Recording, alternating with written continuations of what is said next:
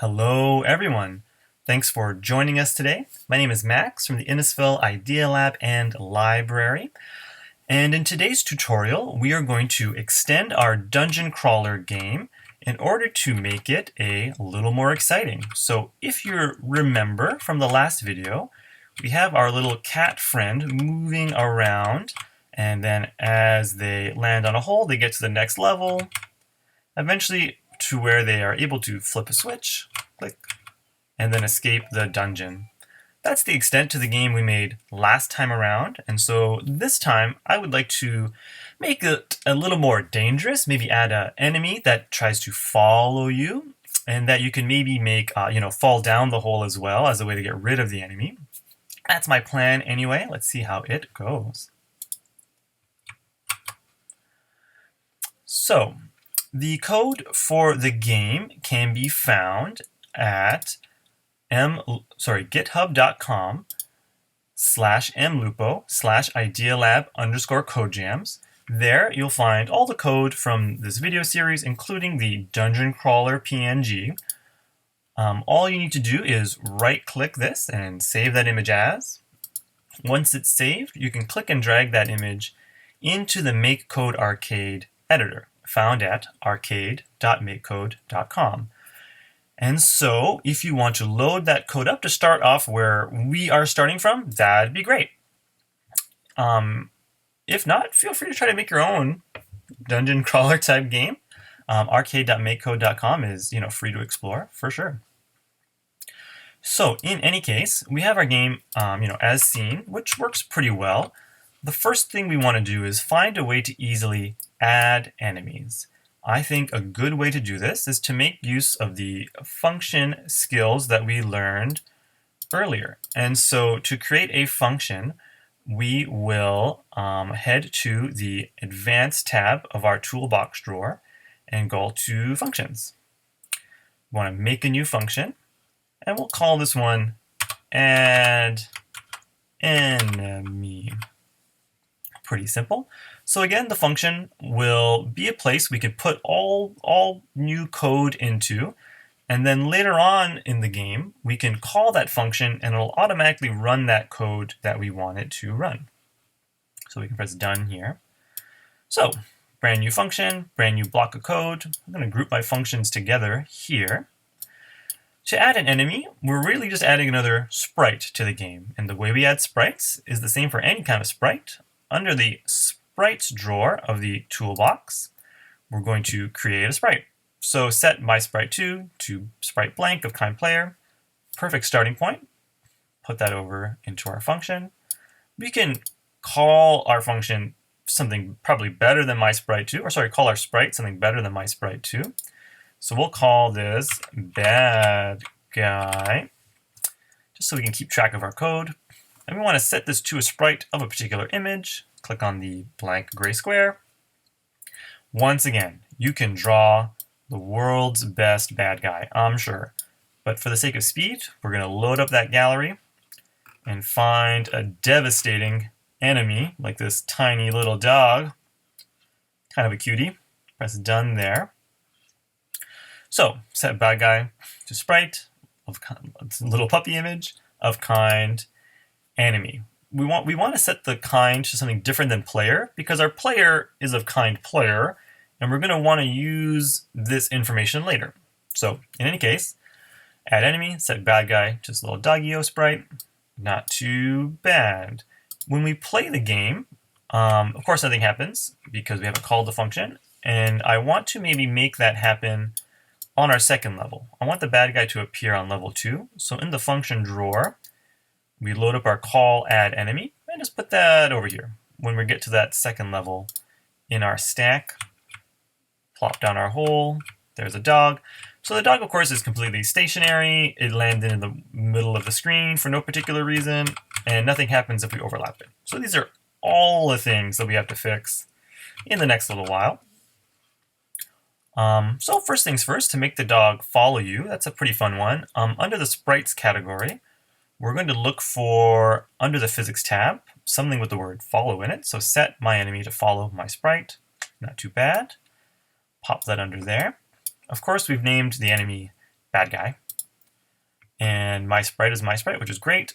Our character moves with a particular speed. It moves at 60 pixels per second. So I'm going to make the dog move a little slower, 40 pixels per second.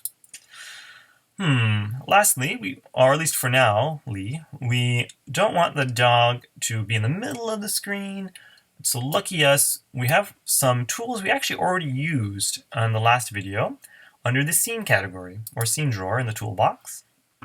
We can force our sprite to be placed on top of a random tile of a certain image. So place bad guy on top of random. Well, we planned ahead pretty well. All of the other tiles in our dungeon are these purple squares. And so we can take that purple square and make sure that our character will appear on one of them randomly, which is not too bad. Perfectly reasonable thing for now. And so when we play our game, yet again, we fall down a hole, and then our dog is there chasing us. So not a lot happens still, right? No penalty for the dog chasing you. Actually, it's kind of like a friendly game all of a sudden. Two pals going down a dungeon. Anyway, let's make our dog a little more evil. To make the player want to avoid the dog, we're going to work on another overlap from the sprite drawer. And so overlaps are a way in MakeCode Arcade to determine what to do when two different kinds of sprites interact with each other.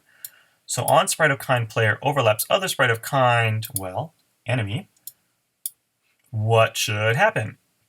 For a game right now, the most straightforward thing to do is just to make it game over, lose. If you get hit by the enemy, well, there's not really much more you can do. You have to avoid that dog or else. Yeah, or else the screen melts. So, good enough for us there. Of course, our player should have a way to fight back. Our little kitty, maybe our cat is very clever, and maybe they have a way to get the dog, out of their hair.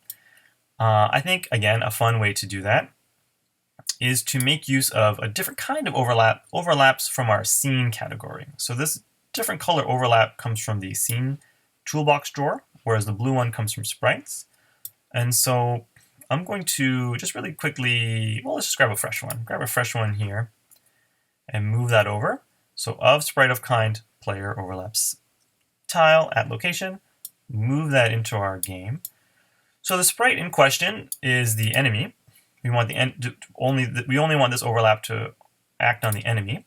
And when they overlap the hole that we have set up as the kind of next level transition tile for our player, when the dog overlaps the hazard, well, under the sprites drawer, we're just going to destroy them. Sorry, doggy. We're going to destroy the sprite of kind enemy that overlaps. So this little bubble here is kind of a placeholder. You could technically leave this to like our bad guy variable. But what if later on in the game we have all kinds of different types of bad guys that are named different things for different reasons? We want all the characters in the game that are enemies to be treated the same when it comes to this hole. So we can put this little placeholder into here so that any sprite that has that same type, that same kind of enemy, when they overlap the hole, that sprite in particular gets destroyed.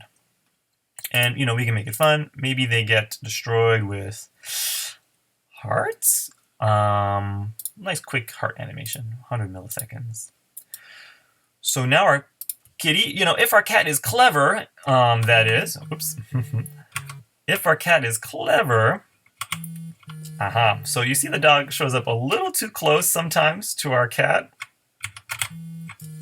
We'll do one thing to perhaps solve that.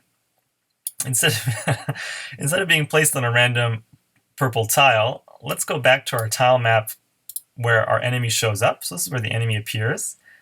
And let's create a little buffer of just other shapes from the dungeon here.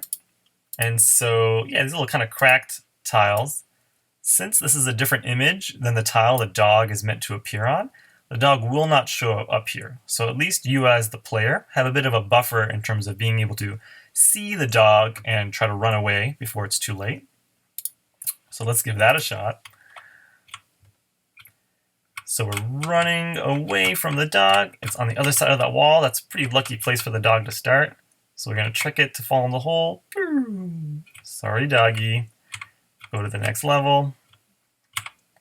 Open the door. And escape, being happy that we won and we didn't have to, get caught by that mean old dog. Thank goodness. If you want to add a little more visual flair to the game, maybe one last thing we can do is introduce animation. This is not only an advanced trick, it's actually a complete other separate extension that we're going to load in. So way down underneath the Advanced tab, we can click on Extensions and look for the Animation extension. So it's an animation library for sprites, perfect. So that adds a whole other drawer to our toolbox, which is pretty exciting.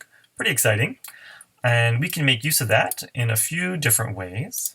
So for our cat character, we want the cat character maybe their paws to move whenever we have them walking around. And an easy way to do that is to open up the controller drawer. And here we have the initial thing that made our character move around, so it moves my sprite with buttons. And we can also address individual buttons here as well. And so we're going to kind of be a little tricky maybe in some ways. So on any button pressed, because we have up, down, left, right arrows, we don't want to have to make this function, make this event handler in here for all these 4 different up, down, left, rights. So on any button pressed, just to be simple, we're going to make an animation happen. We're going to animate my sprite. And we need to choose what frames are part of the animation. So we load this up. And again, you can draw your frames of animation. Each frame of animation shows up here. This is the canvas for this first frame. Under the gallery, though, our cat already has some walking steps. So that's the default cat. So that's the first frame of animation. Little plus sign, gallery, second step cat, plus sign, gallery, third frame cat. So we have 3 frames of animation here. We can play the frames, which is kind of fun. See the little animation moving in the top right corner of the screen.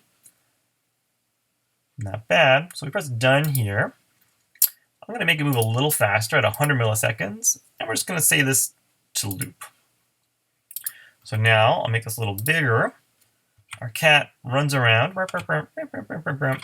Of course, they keep running even when we release the button. We haven't told the animation to stop. So next thing to do, again, maybe I'm cheating a little bit here. I'm just going to duplicate this one here, this little on button, any button pressed. We're going to say on any button released. So whenever you let go of a button, we're going to play that animation one more time and then not loop it. By not looping it, the animation will stop on its own. And so now our cat runs around. When we let go of the button, it plays the animation one more time, then kind of stops with its feet together, which is kind of fun. So we can play that again, this game. Try to avoid the dog. Trick the dog into falling into the hole. Boop. Escape the dungeon successfully with our little running cat. Boop. Not too bad. So that's everything I wanted to show you today. I wanted to introduce the animation tool quickly and introduce enemies into the game in a real kind of streamlined way, I hope. If you have any other great ideas for the game, please share them with us. Try to extend the game in all kinds of fun ways. Of course, you can make the dog have their own animation as well. But for now, that's all I have for you. Thanks so much for watching this video, and I hope to see you on the next one.